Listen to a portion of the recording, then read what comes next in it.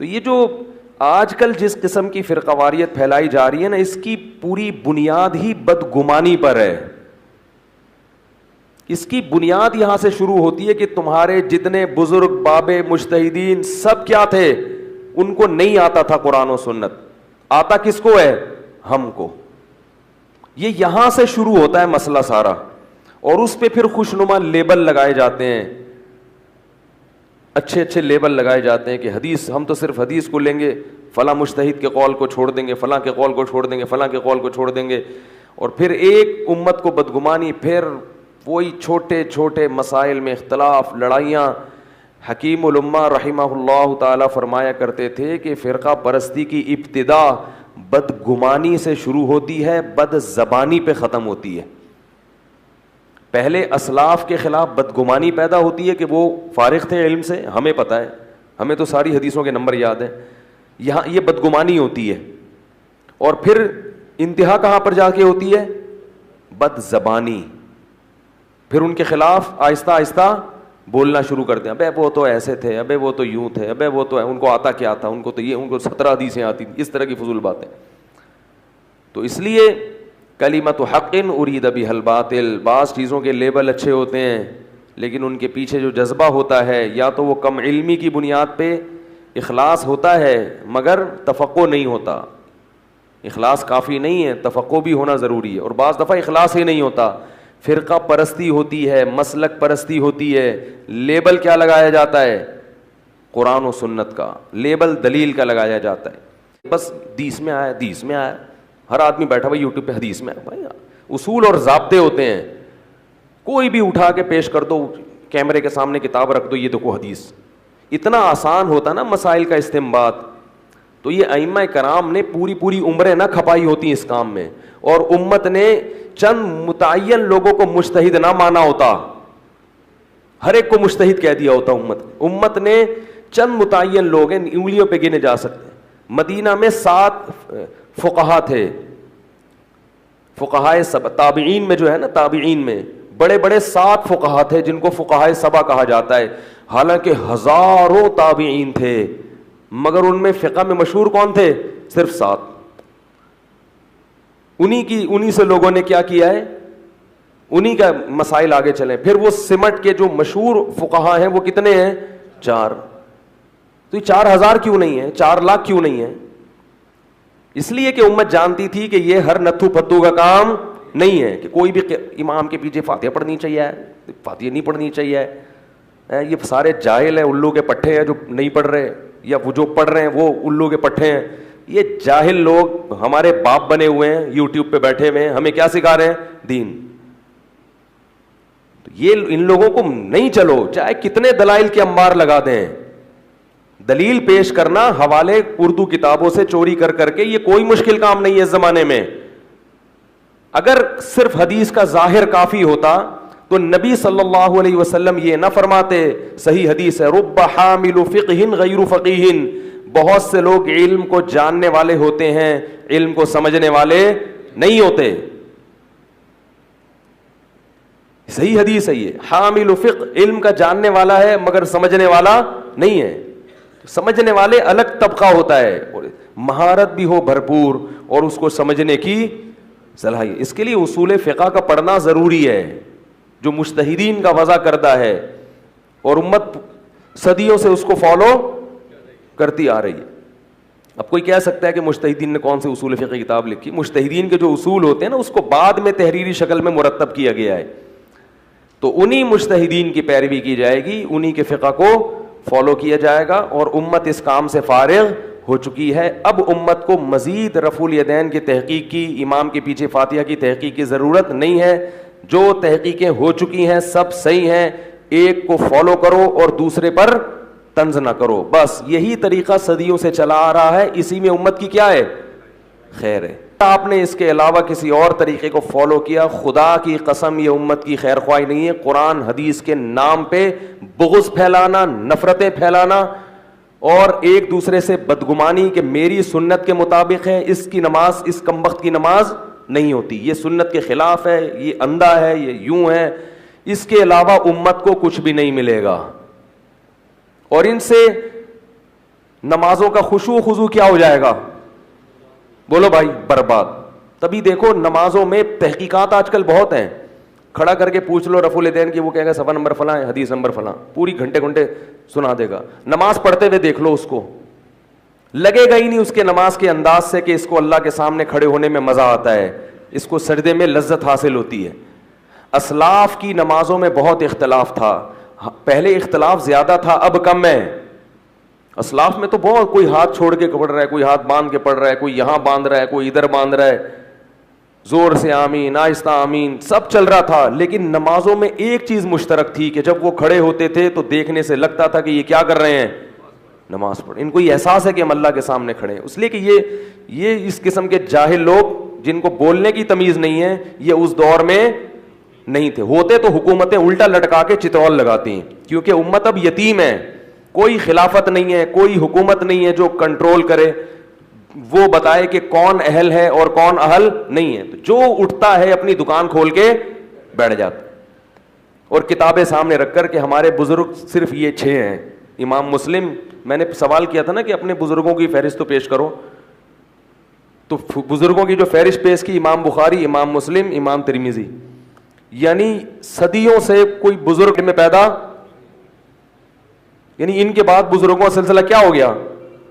بھائی بزرگ ہر دور میں ہول سیل کے حساب سے موجود رہیں گے. یہ دین اتنا یتیم نہیں ہے کہ ایک بزرگ جہلم میں ہو، ایک مکہ میں بیٹھا ہوا ہو اور ایک امریکہ میں ہو، 3-4 مارکیٹ میں بزرگ ہوں.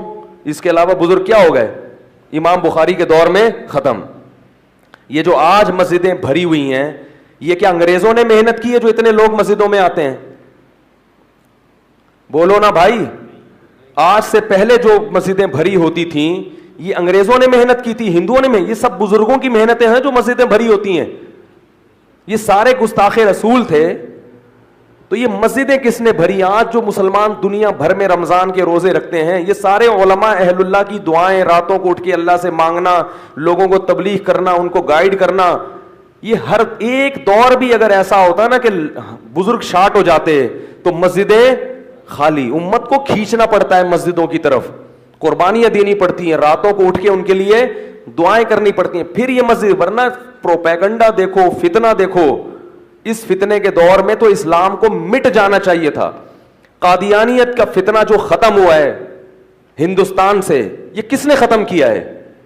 جن لوگوں نے ختم کیا ہے وہ سارے گستاخ رسول تھے. تو اللہ نے قادیانیوں کے خلاف کام بھی کس سے لیا؟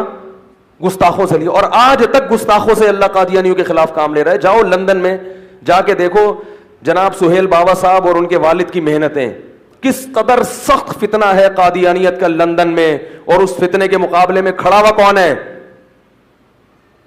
علماء کھڑے ہوئے ہیں، بزرگ کھڑے ہوئے ہیں. اور ان کے اکابر کو آپ نے سب نے کیا کہہ دیا؟ ایک صاحب نے کہا میں صرف مولانا طارق جمیل صاحب کو مانتا ہوں، باقی مولانا شریف تھانوی بھی مشرک اور شیخ الحدیث مولانا زکریا بھی مشرک، صرف مولانا طارق جمیل صاحب. میں نے کہا مولانا طارق جمیل صاحب شیخ الحدیث کو مشرک نہیں مانتے، وہ ان کو توحید پرست مانتے ہیں. حضرت مولانا طارق جمیل صاحب مولانا اشرف علی تھانوی کو اپنا رہبر مانتے ہیں، بزرگ مانتے ہیں. اگر آپ کی نظر میں مولانا اشرف علی تھانوی گستاخ رسول ہیں تو اس گستاخ کو بزرگ ماننے والا بھی کیا ہونا چاہیے؟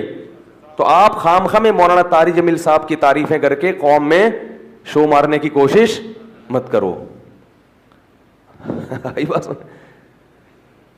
وہ تو مانتے ہیں ان سب بزرگوں کو، جتنے بھی بزرگ ہندوستان میں پیدا ہوئے ہیں.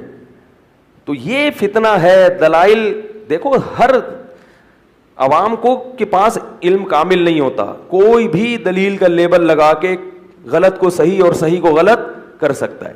ہمارا دین یتیم نہیں ہے. ہول سیل کے حساب سے آج بھی بزرگ ہیں، اور آج سے پہلے بھی تھے، اور ہر دور میں تھے، اور ہر دور میں رہیں گے.